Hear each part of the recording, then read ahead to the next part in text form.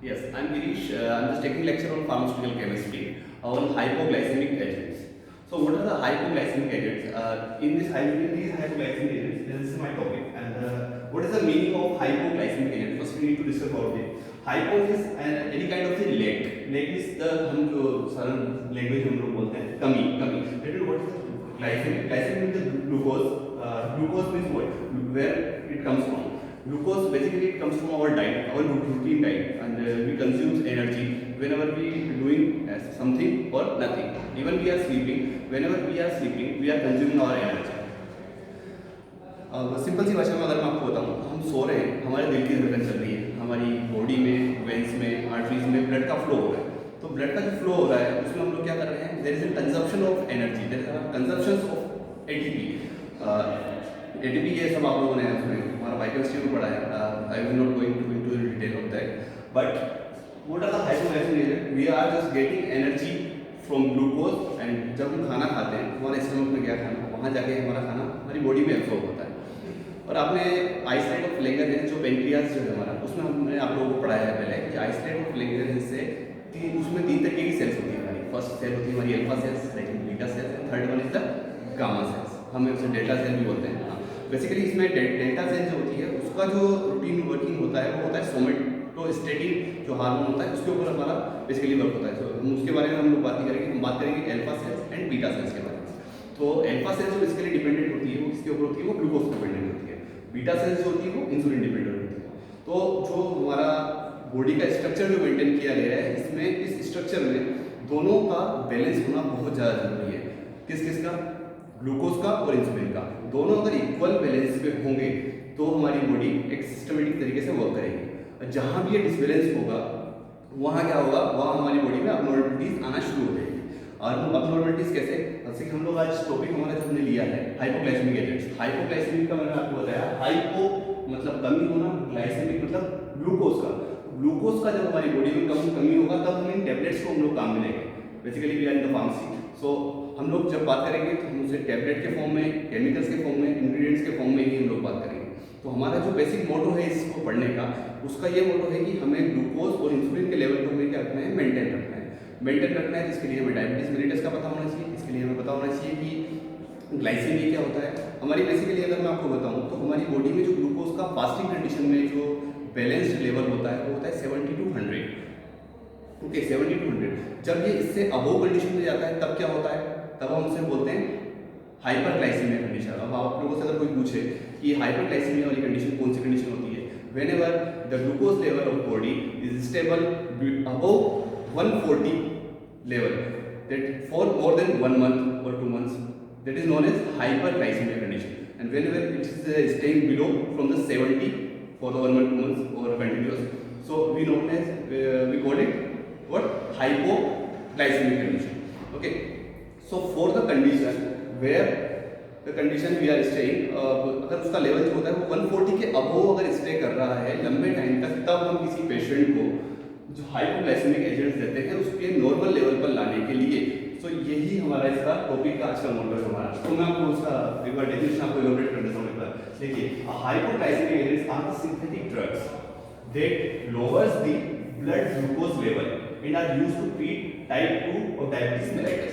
तो यहाँ पर हमारे पास दो वर्ड्स हैं जो कि हमें इसको इंडिकेट करना है. First one is the synthetic drugs and second जो हमारे पास वर्ड है वो है टाइप 2 डायबिटीज मेलिटस. यहाँ आपको प्रॉब्लम आया थोड़ा सा है ना. सिंथेटिक ड्रग्स क्या होती है हमारी? सिंथेटिक ड्रग्स वो ड्रग्स होती है जिन्हें हम हमारी लेबोरेटरी में या हम हमारी इंडस्ट्रीज में हम जिन्हें सिंथेसाइज करते हैं केमिकल्स के थ्रू, वो कहलाती है हमारी सिंथेटिक ड्रग्स.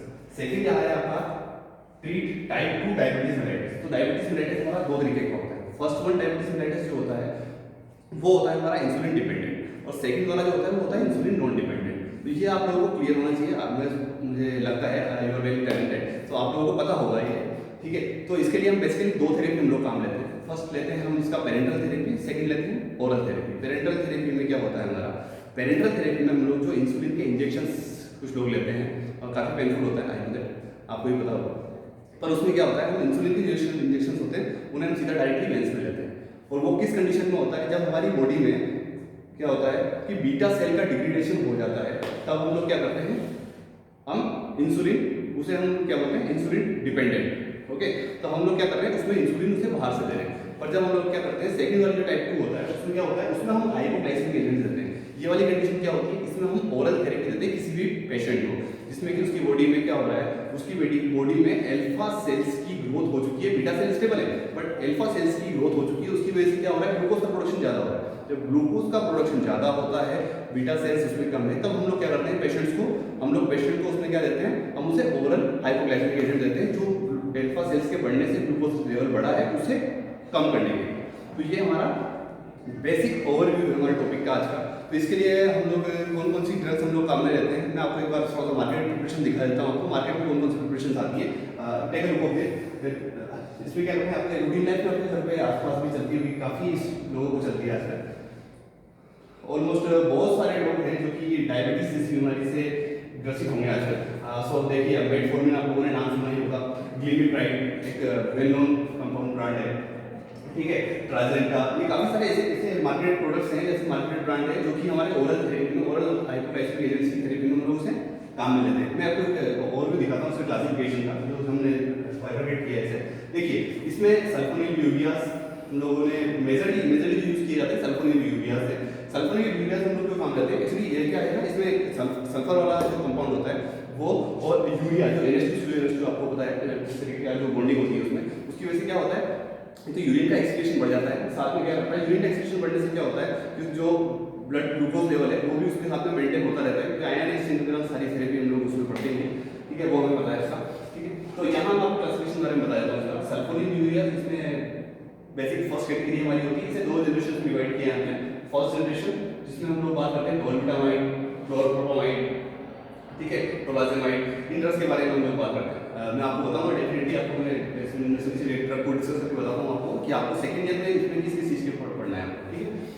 तो इसमें सेकंड जनरेशन में हम लोग बात करें ग्लिपिसाइड, ठीक है, तो ये हमारी नॉर्मल ड्रग्स हैं जिन्हें हम लोगों को क्या करना है, हमें क्लासिफिकेशन में याद करना है। अब बायोकेमिक्स होते हैं, फेनफॉर्मिन, मेटफॉर्मिन, इसमें आता है हमारा थायाजोलिडी, डायोल्स वगैरह जो होती है,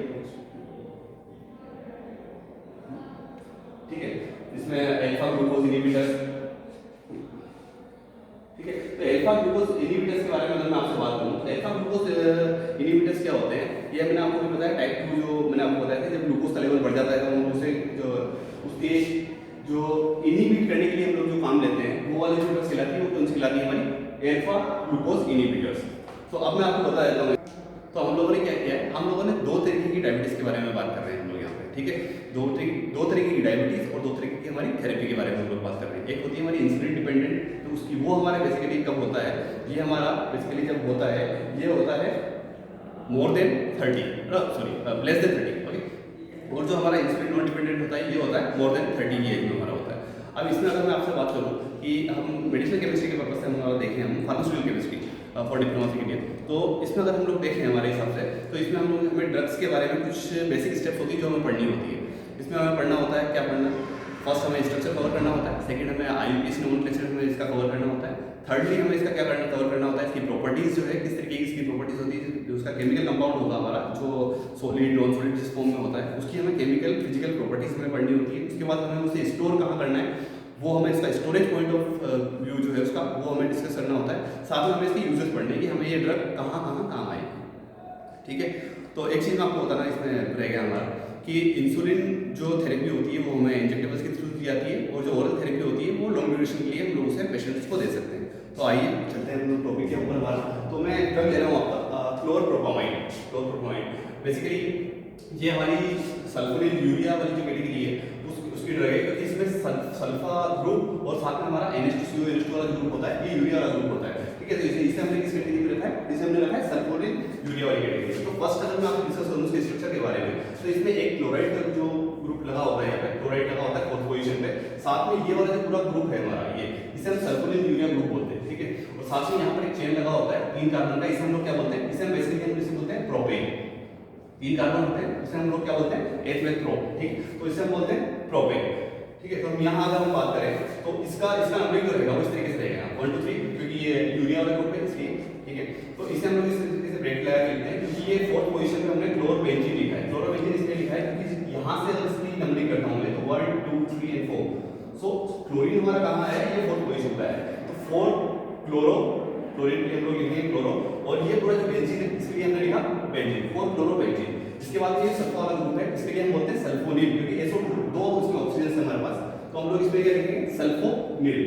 अब देखिए ये हमने ये फर्स्ट क्यों लगाया है यहाँ पे, ये जो फर्स्ट हमने लगाया है ये इसके लिए लगाया है कि ये वाला जो सारा ग्रुप है ये फर्स्ट पोजीशन पे अटैच है यहाँ से, तो हमने क्या लगाया है इसको फर्स्ट पोजीशन पर 1,4-क्लोरोबेंजीन सल्फोनिल, मतलब हमारा यहाँ तक कंप्लीट हो चुका है, ठीक है। इसके बाद में ये यूरिया वाला कंपाउंड है, ठीक है, यूरिया, और ये क्या है प्रोपेन, ठीक है। तो हम लोग इसमें लिखेंगे जो थर्ड पोजीशन है, थर्ड पोजीशन पर हम लोगों ने क्या लिखा है पोली यूरिया, ठीक है, मतलब पोली का भी एक भी हो सकता है ना, तो या इसको हम प्रोपाइल यूरिया भी लिख सकते हैं यहाँ पे, प्रोपाइल यूरिया, प्रोपाइल यूरिया, ठीक है।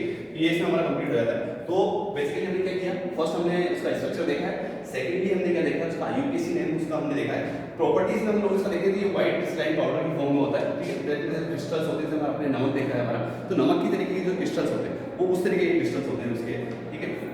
ये सोल्यूबल होता है, सोल्यूबल होता है वाटर में, स्लाइडली सोल्यूबल इसको बोल सकते हैं, ठीक है। एसिड्स वगैरह में तो इसका बेसिकली जब इसके प्रैक्टिस परफॉर्म करते हैं तब हम इसे पूरा डिस्कस करते हैं, जब आप लोग वापस से रिवीजन करेंगे तब हम लोग इसको वापस आपको प्रैक्टिस करके भी दिखाएंगे इसके, ठीक है।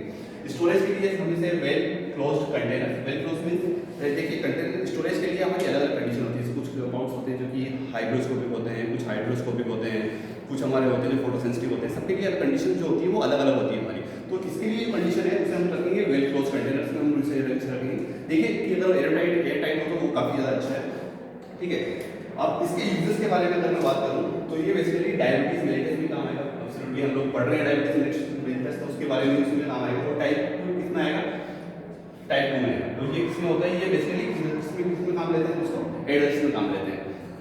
आप लोगों ने देखा मतलब कुछ लोग होते हैं जैसे मतलब कि या तो मैं तो खाऊंगा ही सही, मैं तो खाऊंगा, खाना तो खाऊंगा चाहे दवाई ले लूँगा, ठीक है, उस तरीके वाले जो पेशेंट्स होते हैं हमारे पास, उन पेशेंट्स के लिए स्पेशली उन्हीं लोगों के लिए तो यहाँ हम लोगों ने क्या किया कि मतलब गोली भी खाऊंगा दवाई भी खाऊंगा, दोनों तरीके की चीज़ें होती हैं हमारे पास।